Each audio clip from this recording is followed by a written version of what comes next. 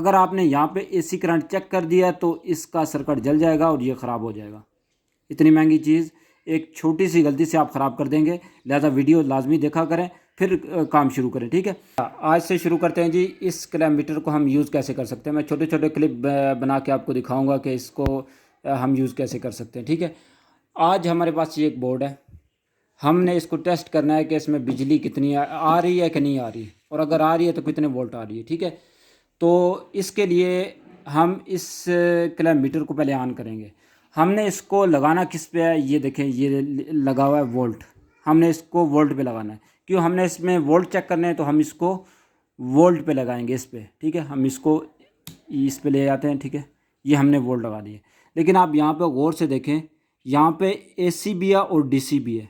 ठीक है, यहाँ पे आपने एहतियात करनी है। अब आप स्क्रीन पे आएँ तो इसने लिखा हुआ है डीसी। अभी आप डीसी करंट चेक कर सकते, एसी नहीं चेक कर सकते। अगर आपने यहाँ पे एसी करंट चेक कर दिया तो इसका सर्किट जल जाएगा और ये ख़राब हो जाएगा। इतनी महंगी चीज़ एक छोटी सी गलती से आप ख़राब कर देंगे। लिहाजा वीडियो ये अब हम इसको एसी पे कैसे लेके आएंगे, ये सिलेक्ट वाला बटन है, हम इसको क्लिक करेंगे, हम इसको दबाएंगे, देखें ये एसी पे आ गया। ठीक है, अब ये एसी पे आ गया। अब हम एसी करंट चेक कर सकते हैं।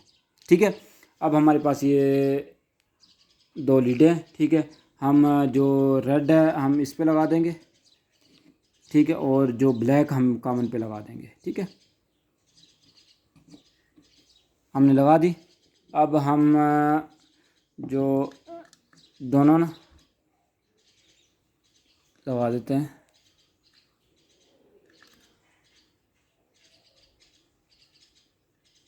ये ज़रा हिल रही है नहीं,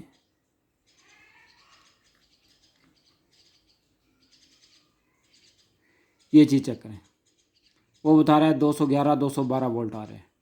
ठीक है, आप इस तरह एसी करंट चेक कर सकते हैं।